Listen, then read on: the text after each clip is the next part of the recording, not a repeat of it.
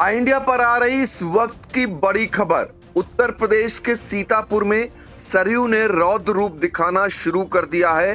देखते ही देखते कंपोजिट विद्यालय शुक्लनपुरवा घाघरा में समाया और इसके अलावा भी कई घरों को घाघरा ने अपने आगोश में ले लिया। सीधे हम आपको लेकर चलते हैं सीतापुर के रामपुर मथुरा इलाके में। इंडिया के संवाददाता दुर्गेश मिश्रा इस समय फोन लाइन पर जुड़ चुके हैं। दुर्गेश, वीडियो में देखा जा रहा है कि किस तरीके से सबकी आंखों के सामने कंपोजिट विद्यालय को सरयू अपने आगोश में ले रही है और साथ ही घरों को भी ले चुकी है और आसपास के लोगों की धुकधुकी तेज हो चुकी है। तो ये कटान जो है, जिसको रोकने के लिए तमाम प्रयास होते हैं, शासन और प्रशासन तमाम दावे करता है, बावजूद इसके कटान थमने का नाम नहीं ले रही है। कारण क्या है और ये कब का वीडियो है? जी सर, आपको बता दें कि ये वीडियो जो है आज सुबह का ही है। लगभग 9 साढ़े 9 के करीब का ये वीडियो है। वहाँ पर जो ग्रामीण मौजूद थे उन्हें वीडियो बना ही रहे थे, वहाँ मौके पर मौजूद थे और वह बड़ी अपडेट ये निकल के आई। जो बाढ़ और कटान क्षेत्र रामपुर मथुरा का है, ग्राम पंचायत शुक्लपुरवा का विद्यालय है, कंपोजिट विद्यालय है सर। और इसमें 246 बच्चे अध्ययनरत थे, बच्चे यहाँ पढ़ाई करते थे और उन बच्चों का भविष्य जो है, अब आप समझ सकते हैं कि कैसे होगा, क्योंकि कंपोजिट विद्यालय जो है वो पूरी तरीके से कट चुका है। और इसी ग्राम पंचायत के जो शुक्लपुरवा की ग्राम पंचायत है, इसमें से 2 मजरों का अस्तित्व पहले से पूरी तरीके से समाप्त हो चुका था और तीसरा मजरा जो है उसका भी अस्तित्व बिल्कुल समाप्त होने वाला है। तो वो कौन कौन से मजरे थे जिनका अस्तित्व खत्म हो चुका है और जिन पर अभी संकट के बादल छाए हुए हैं? जी सर, आपको जानकारी दे दें कि ग्राम पंचायत शुक्लपुरवा के कुन्नापुरवा और रामरूपपुरवा, ये 2 मजरे जो हैं वो अस्तित्व बिल्कुल पूरी तरीके से समाप्त हो चुका है। और जो लोधनपुरवा है उसमें अब लगातार कटान जारी है और बहुत तेजी से, जो ग्रामीण है बता रहे हैं कि बहुत तेजी से कटान हो रहा है। शाम तक पूरी तरीके से गाँव समाप्त हो जाएगा। तो देखिए, ये खतरा मंडराया हुआ है कटान का और घाघरा जो अब सरयू के नाम से जानी जाती है, उसका रौद्र रूप कटान के रूप में देखने को मिल रहा है। इस बार सरयू अगर बात करें तो सीतापुर में खतरे के निशान तक नहीं पहुंची है, लेकिन जिस तरीके से पानी लगातार छोड़ा जा रहा है बैराजों से, वो कटान बहुत तेजी से कर रही है। लोगों के घर समा रहे हैं, स्कूल समा रहा है और साथ ही जो खेती है वो भी इसमें समा रही है। तो ग्रामीण कहीं न कहीं कटान को लेकर जो तमाम परियोजनाएं, तमाम लाखों करोड़ों रुपए उस पर खर्च होते हैं, वो शायद यहाँ पर फलीभूत होते हुए दिखाई नहीं दे रहे।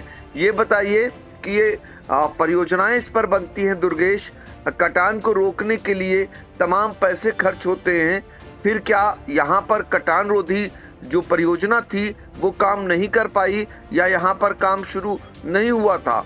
जी, आपको जानकारी दे दें कि जो ये ग्राम पंचायत शुक्लपुरवा के रामरूपपुरवा है, कुन्नापुरवा है, सलोधनपुरवा, ये जो गांव थे ये नदी के किनारे गांव थे और यहाँ पर अभी जो कटान रोधी कार्य है यहाँ पर अभी नहीं शुरुआत की गई थी। इसके बगल में जो कोठार है वहाँ से शुरुआत की गई थी। उसके बाद में आपको बता दें कि केवड़ा होते हुए सीधे अखरी और जो परमगोड़ा है वहाँ तक अभी लगभग ठोकरें बनाई जा रही हैं। और जो यहाँ पर कटान जहाँ पर हो रहा है, यहाँ पर अभी तक सिंचाई विभाग या अन्य विभाग द्वारा कोई भी यहाँ पर कटान रोधी कार्य नहीं हुआ था। और सर, एक जानकारी और दे दें आपको, जो कुन्नापुरवा और रामरूपपुरवा के जो लोगों के घर कटे हैं उनका भी हम दर्शकों को अपने नाम बता दें कि इसमें जो भवनलाल, सियाराम, विक्रम, फूलचंद, रामरंग, राम नरेश, रामरूप, बलराम, टैलू, भगवती, जयकरण, श्री राम, रामतेज, पृथ्वी, राजकुमार, कुंवरचंद और इसी तरीके से कुन्नापुरवा के सियाराम, संतराम, दुखहरण, परशुराम, पेशकार, पंचम,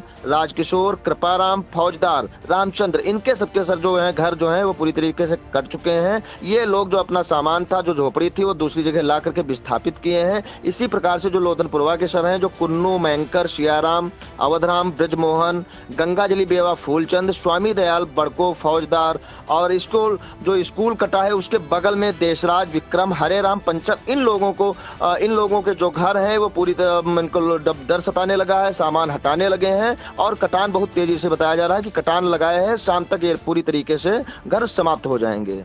बिल्कुल, लोगों की आंखों के सामने सरयू उनके आसियानों को निगल रही है, खेती योग्य भूमि को निगल रही है और यहाँ तक कि बच्चों के भविष्य यानी कंपोजिट विद्यालय को भी सरयू निगल चुकी है। तो यहाँ फिलहाल कटान रोधी परियोजना का कार्य नहीं हुआ था, इस वजह से बहुत सारे मकान अब तक सरयू में समा चुके हैं और बहुत सारे मकानों पर खतरा मंडराया हुआ है। जिनके मकान समा गए हैं नदी में, वो सारे लोग या तो तटबंध पर झोपड़ी बनाकर रहने को मजबूर हुए हैं या पॉलीथीन के सहारे जैसे तैसे जीवन गुजर बसर करने को मजबूर हुए हैं। सीतापुर की तहसील महमूदाबाद इलाके में ये कटान जो है इस समय चरम पर चल रही है।